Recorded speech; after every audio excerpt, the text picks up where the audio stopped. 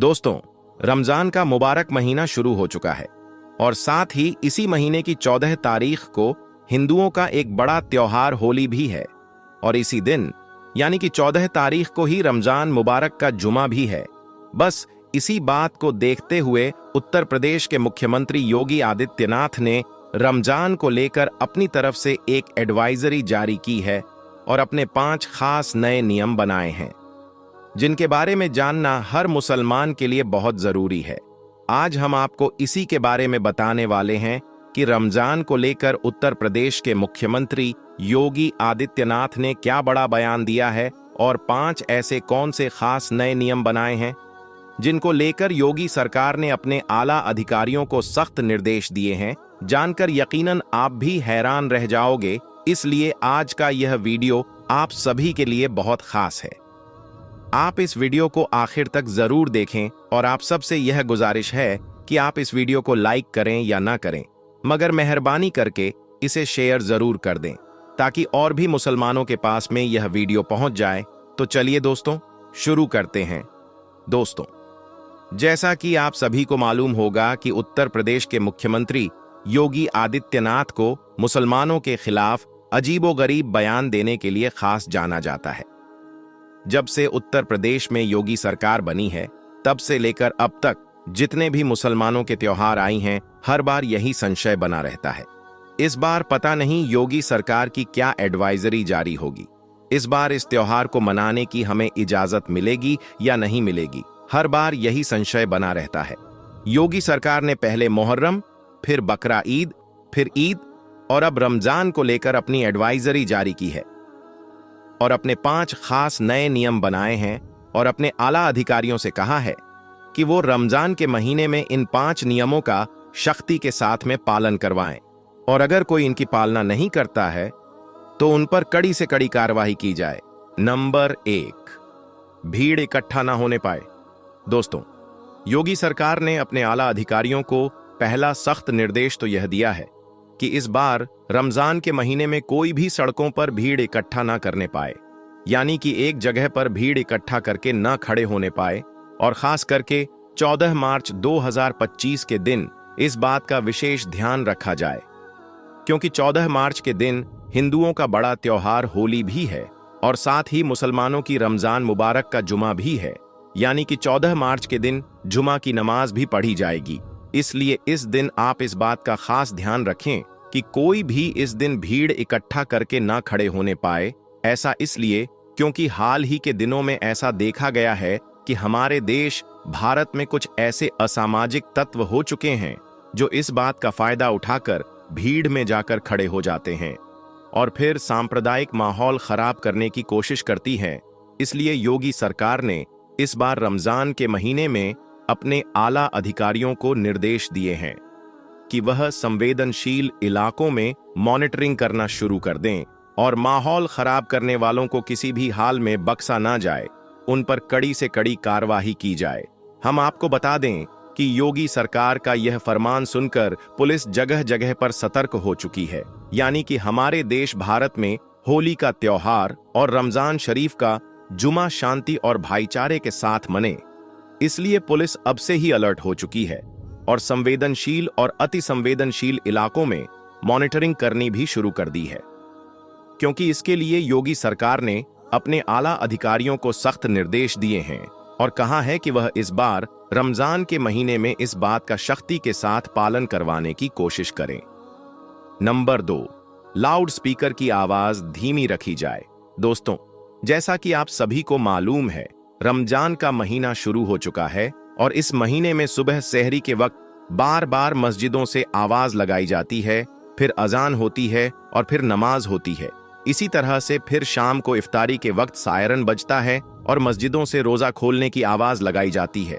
बस इसी बात को देखते हुए इस बार योगी सरकार ने एक एडवाइजरी जारी की है जिसमें अपने आला अधिकारियों को सख्त निर्देश दिए हैं कि जितने भी मस्जिदों के ऊपर लाउड स्पीकर लगे हुए हैं उनकी आवाज को धीमा रखा जाए, यानी कि किसी भी मस्जिद से लाउड स्पीकर में जोर जोर से ना बोला जाए और खास तौर से सुबह सहरी के वक्त बेवजह शोर शराबा ना किया जाए। इस बात को लेकर योगी सरकार ने अपने आला अधिकारियों को सख्त निर्देश दिए हैं कि वह इस बार रमजान के महीने को लेकर किसी भी तरह की कोई अनदेखी न करें और इस नियम का सख्ती के साथ में पालन करवाया जाए। नंबर 3, ड्रोन कैमरों से नजर रखी जाए। दोस्तों, योगी सरकार ने अपने आला अधिकारियों को तीसरा सख्त निर्देश यह दिया है। इस बार रमजान के महीने में पूरे प्रदेश में कहीं पर भी अगर कोई माहौल खराब होता है तो इसी जगहों पर फौरन ही धारा 144 लगाते हुए वहां पर नियमों का सख्ती के साथ में पालन करवाया जाए। और यही नहीं, फौरन ही ऐसी जगहों पर सादा वर्दी में महिला और पुलिस को तैनात किया जाए और ड्रोन कैमरों से ऐसी जगहों की खास निगरानी रखी जाए।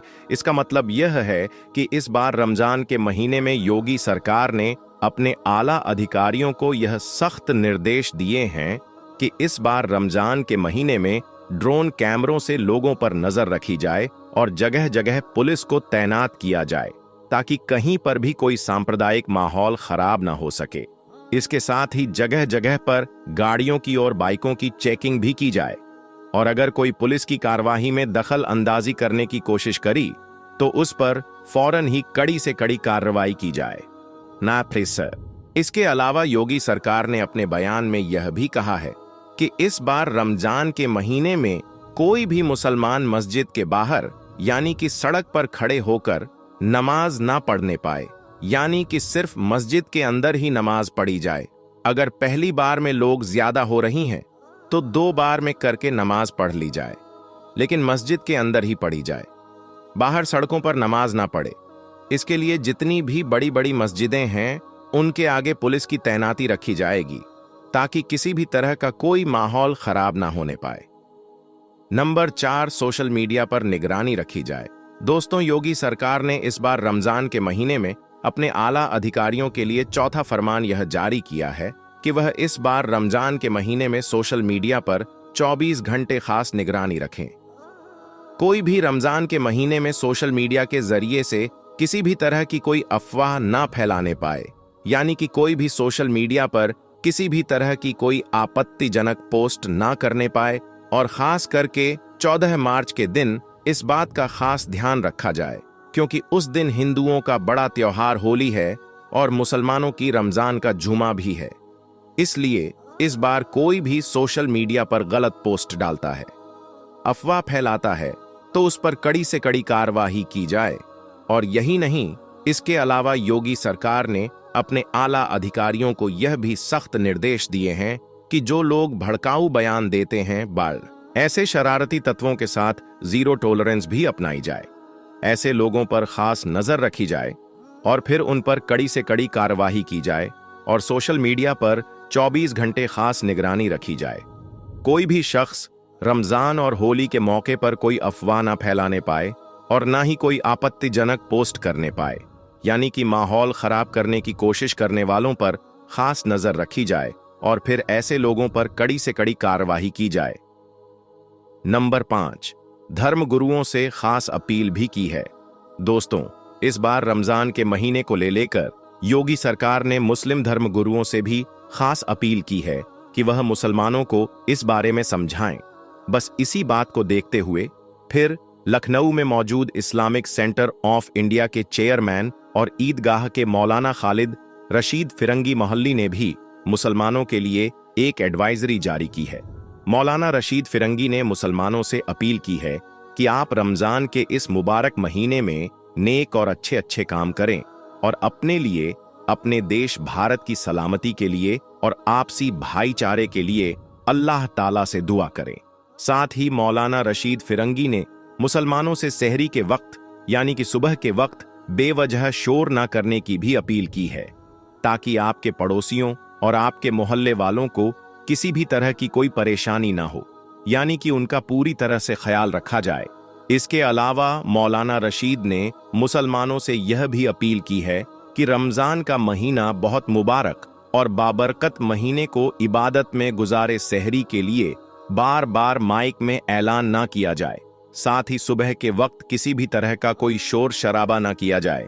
इसके अलावा नमाजी अपनी गाड़ियों को उसी जगह पर ही खड़ी करें जिस जगह को पार्किंग के लिए मुकर्रर किया गया है, जिसकी वजह से किसी भी आने जाने वाले को कोई परेशानी ना हो। इसके अलावा मौलाना रशीद फिरंगी ने यह भी कहा है कि रमजान के महीने में बड़े पैमाने पर रोजा इफ्तार पार्टियां रखी जाएं। उनमें खास तौर पर गरीबों को शामिल किया जाए और यही नहीं, अपने माल का जो हिस्सा है वह गरीबों में बांटा जाए। दोस्तों, याद रखिए, रमजान का महीना रहमतों और बरकतों वाला महीना है। इसलिए आप इस पाक महीने में अल्लाह ताला की खूब इबादत करें और नेक और अच्छे अच्छे काम करें। लेकिन इसके साथ ही आप इस महीने में कोई भी ऐसा वैसा काम ना करें जिसकी वजह से आपको या फिर आपकी कौम को किसी भी तरह की कोई परेशानी का सामना करना पड़े। इसलिए आप इस महीने में कोई भी गलत काम ना करें और इन 5 नियमों का आप सख्ती के साथ पालन करें। अल्लाह ताला से दुआ है कि अल्लाह पाक हम सबको रमजान के इस मुबारक महीने में बुराई से दूर रखे और नेक और अच्छे अच्छे काम करने की तौफीक अता फरमाए। आमीन, अल्लाहुम्मा आमीन। एक बार आप भी कमेंट बॉक्स में आमीन जरूर लिख दें। दोस्तों, सबसे पहले तो आप सभी को रमजान 2025 की एडवांस में बहुत बहुत मुबारकबाद। आपका दिल करे तो आप भी हमें कमेंट बॉक्स में मुबारकबाद लिख सकते हैं। आज हम आपको औरतों के 3 ऐसे काम बताने वाले हैं जिनके बारे में अल्लाह के प्यारे नबी हजरत मोहम्मद सल्लल्लाहु अलैहि वसल्लम ने फरमाया है कि रमजान से पहले पहले औरतें इन 3 काम को करना बंद कर दें, वरना रमजान के मुबारक महीने में उनका कोई भी रोजा, उनकी कोई भी इबादत अल्लाह की बारगाह में कबूल नहीं होगी। ऐसी औरतें रमजान में रोजा रखकर भी तबाह और बर्बाद हो जाएंगी। इसलिए आज का यह वीडियो आप सभी के लिए बहुत खास है। आप इसको आखिर तक जरूर देखें और आप सबसे यह गुजारिश है कि आप इस वीडियो को लाइक करें या ना करें, मगर मेहरबानी करके इसे शेयर जरूर कर दें ताकि रमजान से पहले पहले यह वीडियो ज्यादा से ज्यादा इस्लामिक माँ बहनों के पास में पहुंच जाए। तो चलिए दोस्तों, शुरू करते हैं। दोस्तों, रमजान के महीने का हर मुसलमान बड़ी बेसब्री से इंतजार करता है, क्योंकि इस महीने में नेकियों का भाव बढ़ जाता है। एक नेकी के बदले में 70 नेकियां मिलती हैं। यही वजह है कि रमजान के मुबारक महीने में हर मुसलमान बुराइयों से दूर हो जाता है और अल्लाह पाक की इबादत में लग जाता है। मगर क्या आप जानते हो कि इस दुनिया में 3 बदनसीब औरतें ऐसी भी हैं जिनके बारे में अल्लाह के प्यारे नबी ने फरमाया है कि अगर औरतें रमजान से पहले पहले इन 3 काम को करना बंद नहीं किया तो ऐसी औरतों की कोई भी इबादत, कोई भी रोजा अल्लाह की बारगाह में कबूल नहीं होगा, बल्कि ऐसी औरतें रमजान में रोजा रखकर भी तबाह और बर्बाद हो जाएंगी। नंबर 1, हया और पाकीज़ा। दोस्तों, प्यारे नबी ने फरमाया है कि रमजान के आने से पहले पहले हर औरत पर यह लाजिम है कि वह बेहयाई को छोड़ दे और अपने किरदार के अंदर हया और पाकीज़ा को शामिल कर लें। याद रखें, रमजान सिर्फ खाने पीने से रुकने का नाम ही नहीं है, भूखा प्यासा रहने का ही नाम नहीं है, बल्कि दिल, नजर और जुबान की पाकीज़गी भी है। अगर कोई औरत रमजान के मुबारक महीने में भी पर्दे से गाफिल रहती है, अपनी जबान को बेहुदा बातों से नहीं रोकती है, अपनी नजरें झुकाने के बजाय दूसरों को देखने में मसरूफ रहती है, तो समझ लो कि शैतान ने ऐसी औरत के दिल में वसवसे डाल दिया है। अल्लाह ताला ने खुद इरशाद फरमाया है कि बेशक जो लोग पाकीज़गी इख्तियार करते हैं उनसे बहुत ज्यादा मोहब्बत करता है। इसका मतलब यह है कि अगर कोई औरत रमजान के मुबारक महीने में भी अपनी हया को महफूज नहीं रखती है, अपनी गैरत को महफूज नहीं रखती है, तो ऐसी औरत की कोई भी इबादत रमजान में कबूल नहीं होगी, बल्कि ऐसी औरत रमजान में रोजा रखकर भी तबाह और बर्बाद हो जाएगी। अल्लाह के प्यारे नबी ने इरशाद फरमाया है कि हया ईमान का हिस्सा है और अगर औरत की हया खत्म हो गई तो फिर उसका ईमान भी खतरे में पड़ सकता है।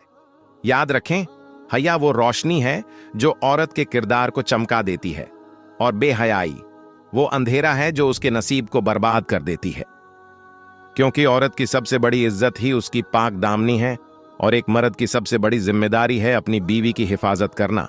दोस्तों, इस वक्त आप इंस्टाग्राम खोलकर देखें, आप खुद समझ जाओगे कि आज कितनी मुसलमान बहनें इस दलदल में फंसी हुई है और अपनी आखिरत को बर्बाद कर रही है। एक जमाने की बात है, एक औरत अपनी हया और पाकीज़गी से बहुत ज्यादा मशहूर थी, मगर उसका इम्तिहान अभी बाकी था। उसका शौहर एक ताजिर था जो हर वक्त सफर में रहता था। वह औरत अकेली अपने रब के साए में अपनी जिंदगी गुजार रही थी। वह जब भी बाजार से गुजरती तो लोग उसकी इज्जत की कस्में खाया करते थे। इस कदर वह नेक दिल औरत थी, क्योंकि उसे पता था कि एक औरत की इज्जत उसकी चादर में नहीं बल्कि उसकी नीयत में होती है। अगर नीयत पाक साफ हो तो फिर दुनिया का कोई भी तूफान उसे गिरा नहीं सकता है। लेकिन याद रखें, आजमाइश हमेशा पाकीज़ा दिलों पर ही आती है। एक दिन एक जालिम हाकिम की नजर इस औरत पर पड़ गई। वह इसके हुस्न से नहीं बल्कि इसकी हया से मुतासिर हुआ, इसलिए वह इसे देखते ही इस पर फिदा हो गया, क्योंकि वह जानता था कि जो चीज दुनिया में कामयाब है वह चीज सबसे ज्यादा कीमती है। इसके बाद उस जालिम हाकिम ने हर तरह से उस औरत को खरीदने की कोशिश की, दौलत, ताकत, वादे और यहां तक कि धमकियां भी दी, मगर वह औरत तो एक चट्टान की तरह मजबूत रही। वह जानती थी कि जो औरत दुनिया के खौफ से झुक जाए वह अल्लाह के यहां पर बुलंद नहीं हो सकती है, और जो औरत अल्लाह के खौफ में जीना सीख लेती है तो फिर यह दुनिया उसके कदमों में गिरने पर मजबूर हो जाती है। इसलिए फिर जब यह औरत उस जालिम हाकिम के झांसे में नहीं आई तो उस जालिम हाकिम ने उस औरत को कैद करने का हुक्म दे दिया, मगर यह औरत फिर भी टस से मस नहीं हुई और बार बार इनकार करती रही। इस तरह से फिर यह औरत उस जालिम हाकिम के कैद खाने में कैद हो गई। फिर ऐसे ही करते करते दिन गुजरता रहा, लेकिन इसने कभी भी अपनी इज्जत पर कोई आंच आने नहीं दी। लेकिन अब कैद में रहने की वजह से उस औरत का जिस्म बहुत कमजोर हो गया था। उसका चेहरा मुरझा गया था, लेकिन उसकी रूह चमक रही थी। उसका चेहरा स्याह हो गया था, मगर उसकी रूह चौदहवीं के चांद की तरह चमक रही थी। आखिरकार फिर इस औरत के सब्र ने उस जालिम हाकिम को टूटने पर मजबूर कर दिया और उसने इसे कैद से रिहा कर दिया। अब जब वह औरत कैद से रिहा हुई तो उसे देखकर लोग हैरान रह गए और सोचने लगे कि एक कमजोर औरत ने किस तरह से एक ताकतवर हाकिम को शिकस्त दे दी। फिर वह औरत कैद से बाहर आकर मुस्कुराई और कहने लगी, ए लोगों, औरत की सबसे बड़ी ताकत उसका हुस्न नहीं बल्कि उसकी हया होती है, और जिस औरत ने अपनी हया भेज दी उसके पास में फिर कुछ भी ना बचा। औरत की सबसे कीमती चीज इज्जत होती है। जो औरत इसे खो देती है तो वह बर्बाद हो जाती है, और अगर कोई औरत इसे बचा लेती है तो वह बादशाहों से भी ज्यादा कीमती हो जाती है। नंबर 2, जुबान की हिफाजत। दोस्तों, अल्लाह के प्यारे नबी ने फरमाया कि औरत के लिए दूसरी जरूरी चीज यह है कि रमजान के आने से पहले पहले हर औरत के लिए यह भी लाजिम है कि वह अपनी जबान की हिफाजत करे, यानी कि रमजान से पहले पहले बदजुबानी को छोड़ दे। याद रखें, रमजान में जबान का रोजा करना भी जरूरी है, क्योंकि रमजान न सिर्फ जिस्म बल्कि दिल और जुबान को भी पाक साफ करने के लिए आता है। आंसी, अगर कोई औरत रमजान के मुबारक महीने में भी गलत जबान का इस्तेमाल करती है, दूसरों की बुराई करने में अपना वक्त गुजारती है, चुगलखोरी में वक्त गुजारती है, गीबत और झूठ में लगी रहती है, तो समझ लो कि ऐसी औरत रोजा रखकर भी अपना ही नुकसान कर रही होती है। अब जरा आप सोचिए कि अगर कोई औरत अपने रोजे के दौरान अपनी जुबान की हिफाजत न कर सकी तो क्या ऐसी औरत अल्लाह की रहमत के मुश्ताक होगी? क्या वह रमजान की बरकतों की मुश्ताक होगी? हरगिज नहीं, क्योंकि जो औरत रमजान के मुबारक महीने में भी अपनी जुबान की हिफाजत न कर सकी, उसकी जुबान से लगातार वो अल्फाज निकलते रहे जो दूसरों को तकलीफ दे रही थी, जो रिश्तों में दरार डाल रही थी, तो क्या ऐसी औरत कामयाब हो सकती है? हरगिज नहीं, ऐसी औरत बिल्कुल भी कामयाब नहीं हो सकती है। अल्लाह के प्यारे नबी ने इरशाद फरमाया है कि जिसने रमजान के महीने में झूठ और गलत काम करना ना छोड़े तो उसको भूखा प्यासा रहने की कोई जरूरत नहीं है। याद रखें, इंसान का सबसे बड़ा दुश्मन उसकी अपनी जबान ही है, जो कोई अपनी जबान को काबू में नहीं रख सकती है। वह अपनी इज्जत और नेकी को बर्बाद कर देती है, और जो औरत अपनी जुबान के वार से दूसरों के दिल को जख्मी करती है तो ऐसी औरत खुद भी कभी खुश नहीं रह सकती है। बनी इज़राइल में एक औरत थी जिसकी जुबान बहुत तेज और बेकाबू थी। हर वक्त वो अपनी जुबान को तेज छुरी की तरह चलाया करती थी। वो अपनी बातों में दूसरों की इज्जत का ख्याल नहीं रखती थी। हर बात पर वो तंज करती थी। वो अपनी जबान से जख्म देने को अपनी इज्जत समझती थी। वहीं पर दूसरी ओर उसका शौहर एक नेक दिल इंसान था। वह हमेशा सब्र से उसकी सख्त बातों को भी बर्दाश्त कर रहा था। हालांकि उसने कई बार अपनी इस बीवी को समझाया भी कि बेगम जुबान का जख्म तलवार के जख्म से भी ज्यादा गहरा होता है, क्योंकि तलवार का जख्म तो भर जाता है लेकिन जुबान की दिए हुए जख्म कभी नहीं भरती है। मगर इसकी बीवी को कभी भी अपनी गलती का एहसास नहीं होता था। वो तो समझती थी कि अल्फाज बस ज़बां में उठ जाती है, इनका कोई हिसाब नहीं होता है।